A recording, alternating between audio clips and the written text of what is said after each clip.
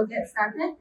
So again, along the lines of sustainability that we are championing, this is our second session covering biopolymers in big solvents. So we are really, again, very honored, very happy to have our member Arkema, Dr. Wang Miao and Dr. Chen Manda with us here today. And this session was actually put together and conceptualized by our lead analyst, Dr. Lee Sim, who will be hosting this Fireside Chat. So I'll hand it over to him. Thank you very much. And good morning, everyone. Welcome to our Fireside Chat session 2. And I'm Li Xi, the lead analyst of Singapore Memory Consortium. The topic of this session is about sustainable and green memory.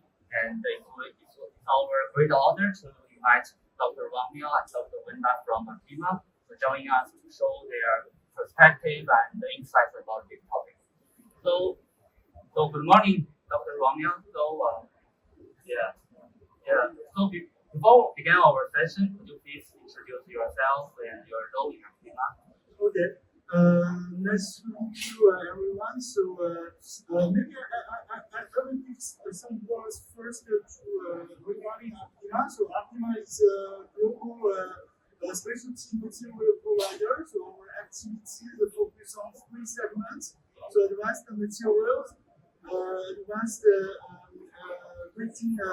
coating solutions, and also advanced adhesive solutions. So my role in Arkema Singapore actually is a senior scientist, kind of R&D activities coordinator. So I handle all the R&D activities in the region. So the open innovation, the collaborations with the different universities, the companies, and also government consortium like SQM. Okay, thank you very much. So maybe you need many flights to go overseas, right? Yeah. Yeah, I understand. So as you mentioned that Arkema is the leader in designing the sustainable and the innovative materials. So one of the materials, this kind of material, the application is in the memory industry, right? So this is the illustration about today's memory industrial process. And from this image, we can see that normally when we use the fossil-based polymers, so for example, PVDF, polysulfone or polyisosulfone to produce the memory. And meanwhile, we also use the solvent to dissolve the polymers. So under this situation, there will be a lot of wastewater containing the solvent. So this kind of wastewater will be treated for the discharge. And at the end of this line, that we can say that the memory modules will be discharged for the landfill or incineration. So basically, this is the linear pathway from the birth of the memory module to the death. So my question is that what's your opinion about this process? Is there any part that we can do better to increase the sustainability?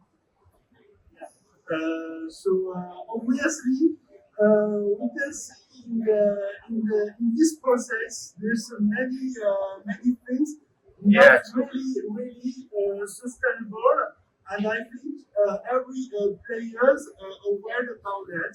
So many works actually ongoing to help to make memory process more sustainable, more green, more environment friendly. Because membrane technology itself, it's a very environment friendly method. So I can share a little bit what we do and what we did in this process to how to improve the sustainability of membrane process. First, I need Yeah, go ahead, please. Okay. So I think the first thing I hope to share is the current stages about PVDF Solutions and what we do in China PVDF Solutions. So PVDF itself is a very stable material. It's very stable polymer. It can provide very excellent chemical stability and purity. So the lifetime can be long. So durability is very good. In terms of Arkema China PVDF, we we developed the long-term hydrophilic solutions for membrane application, target to IBR, the wastewater treatment. So the fouling problem is a big issue for membrane process. So the long-term hydrophilicity can reduce the fouling phenomena, to reduce the washing process, to reduce the energy consumption during the application for our end users, so that we can improve the carbon footprint during the membrane usage. Combining the durability of the material, we can already reduce the material usage. And in the meanwhile, we are working on the future generation of PVDF to target more green PVDF. What we can do is in the process, as you mentioned, the solvent is a big issue for membrane production. So we have some efforts to try to get rid of the high toxic solvents like NMP, DMF, using less toxic solvents like DMSO. And also in terms of raw material for PVDF production, so we have already in the US worked with our partner to use the green HF, the HF from non-mineral resources to produce PVDF. And also in Europe, we have long-term project to use fluorine resources from coal oil. Coal oil is 100% renewable resources from wood treatment. It's from actually a bio feedstock. That's a really informative suggestion. Just you mentioned that you developed the PVDS memory for NVR, right? So what's the configuration? Is the hollow fiber or the spare wood? Actually, we are a material provider, our material can be tailored. The solution we offer can be tailored for different hollow fiber membranes. So it means depends the requirement of our customers. Right, right. That's great. So we have to say that the chemical cleaning or the physical cleaning is a better way to longer the service time of the membrane, right? So what's the opinion about the end of life of the PVDS membrane? Do you have some strategy or yourself to reuse the PVDS membrane? Yeah, actually, indeed, as we discussed in the previous session, also, the how to treat the membrane after using is a big issue for all industry, for people. I think, especially PVDF as a material with fluoride, halogen elements. It's difficult to treat. So that's why Arkema acquired recently a company in Italy named Archiplas, which is a specialist, the expert in plastic recycling. So we are now launching a global recycling project named Virtual Recycle. So help to our end users to recycle diverse plastics from our company. So including PVDF and PA11. So yeah. Yeah, I agree with you that we both know that the membrane, the recycle is also a challenge in the membrane industry, right? So in STM, we also propose the one option for the future development of the membrane industrial process. So this one is the circle loop for the membrane production from the birth to the end. Actually, we do not have the end because we use the renewable polymers from the bacteria or the plants. We also have the green solvents, and we use these two kind of materials as the raw material, and then we produce the membrane even to the membrane module. So after the end of the circle, the memory module can be recycled or reused. So this is the kind of the one option for the future development of the memory process. So Dr. Wang, do you have any comments or something thought about this circle? Second, ability is very, very good. But as we discussed in the previous session, the memory that we use, the recycled memory, reusing is still a very new domain. So we also, with our internal efforts, we need also on-site partners to work together, especially the players like the SGM and also diverse public research institutes to help us find the good application, the good process for recycle and reuse to give a second life to use the material. Thank you very much. Just listen to Linda from Arkema. Just want to address a little bit on the memory recycle. So actually, as after we're acquiring new plastic, we talk with a real customer on how to recycle the plastic. So actually, we found the most difficult part is collection of the used parts in the plastic. So for the memory industry, this is a benefit here because usually the project owner will be in charge of the replacement of the module. So it's makes the collection of the used plastic much easier. And also we have reducing the PVDF, except the PVDF, also the module material, I think currently is normally PVC or epoxy. This kind of plastic have some drawback in the recycling. And then Arkema will also offering 100% bio-based nylon plastic. And this plastic is water compatible. So we do think that by replacing the current not easy to recycle and non-bio-based plastic with some bio-based plastic, that will be another step to get a better free recycle process for our memory production. Thank you for the answer. So as you just mentioned that the biopolymers are actually just one of the promising materials for the entire memory industry, especially for Arkema, right? So actually we can see that there is many kinds of the biopolymers, and they can extract from the agricultural product or byproduct, and also can be from the shellfish or the plant fiber. And we know that the Arkema also has the very promising kind of the biopolymer, the polyamide 11, right? PA11. So this kind of materials can be extracted from the castor oil. And could you please introduce or elaborate this kind of the product?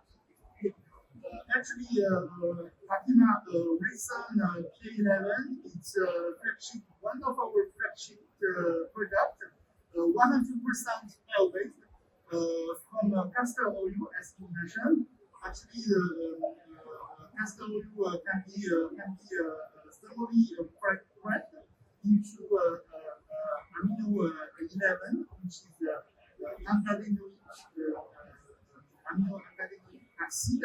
It's a bifunctional material, molecule with alpha-omega COH and NH2 function, so that can be further polymerized to form a K11 polyamide. The product is very good, presents very good properties in terms of mechanical properties and also chemical resistance. So the product is a long time used in diverse industries, including automobile and sports goods, consumer electronics, everywhere actually. It's a really excellent bio-based solution for diverse applications. And in terms of water treatment, as Linda mentioned, the membrane modules, and also the whole entire system, anti-corrosion. We have the powder solution, we based 100% of our PA11 material. Okay, thank you. So it sounds like a very promising material, right? You just mentioned that the PA11 can be used for the memory industry. So I'm wondering that the PA11 is for the memory support or just for the cooking layer, I mean the selective layer. No, not exactly actually. PA11 now is not exactly targeted to direct the memory elaboration, neither the support layer nor the selective layer, because both is the material actually are different than the region polyamide actually. They are aromatic polyamide, but our as Linda mentioned, our PA11 can be used as a module to the whole fiber, and also the PA11 powder coating can provide very good anti-corrosion performance for the entire system, especially for desalination plant. All the metal parts need intensive anti-corrosion coating. That's cool. So I have one more question to Brenda.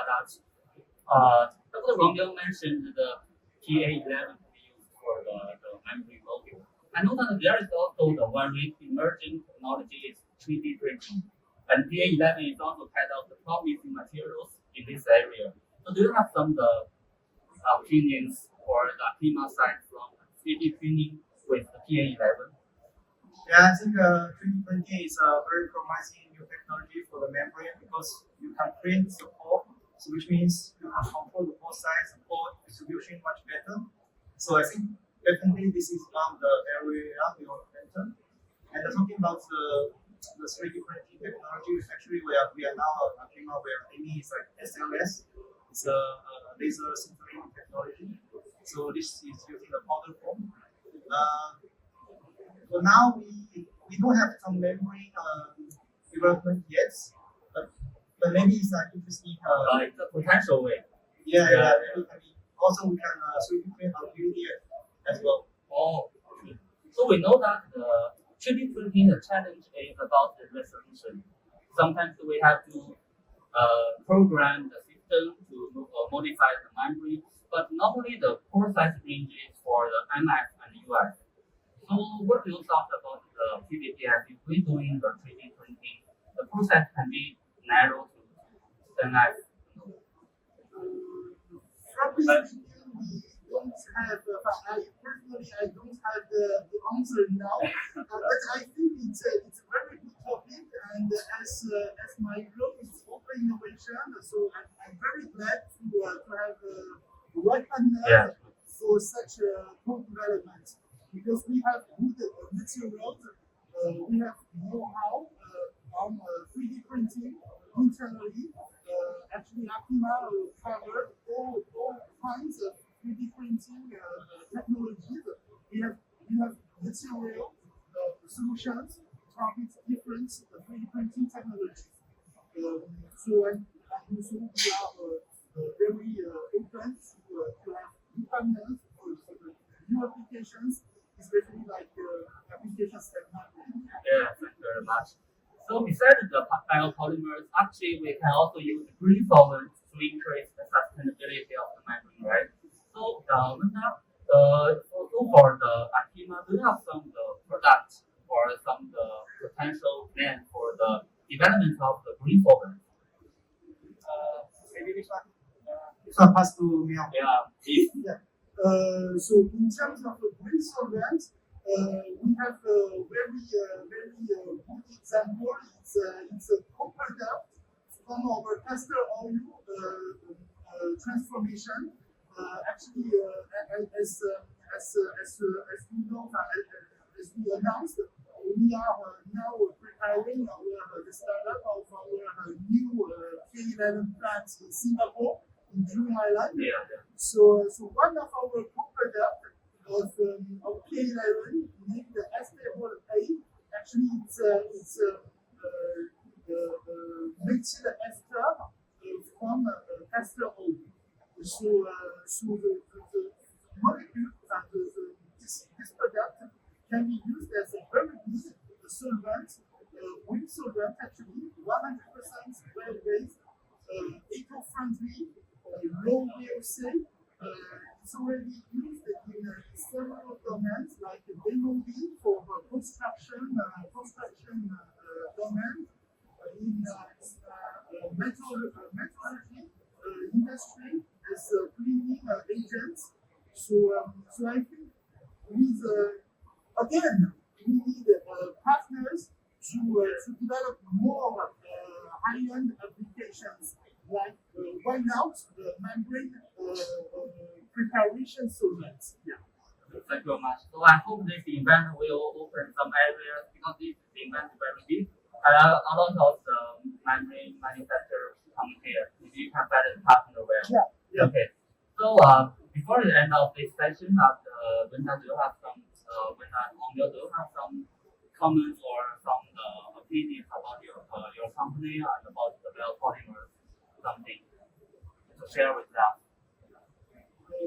No, from Arkema side or from my personal side also, I think biopolymer or bio-based resources is the future. But again, bio-based from my side, it's not a target of our it's not the most important thing for material. It's added value. The key is still performance. With good performance, we can still improve the life cycle, the carbon footprint, all and also the durability is very important. And also the recycling is important. Okay. I just want to comment on the recycling. So just now the slide shows the PVDF, the used PVDF memory.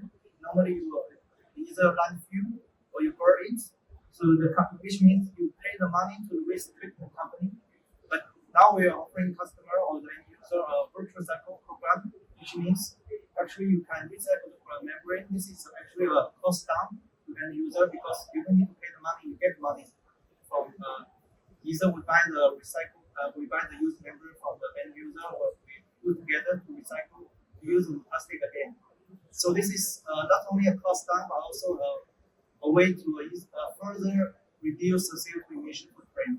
So we have some data, for example, if you're comparing the bio-based plastic with petrol-based plastic, maybe you can reduce the CO2 footprint around 15-40%.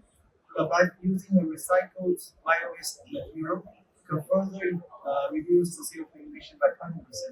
So this can be another way to cost down your product and also to reduce the CO2 emission. So I would say it's a very good win-win strategy.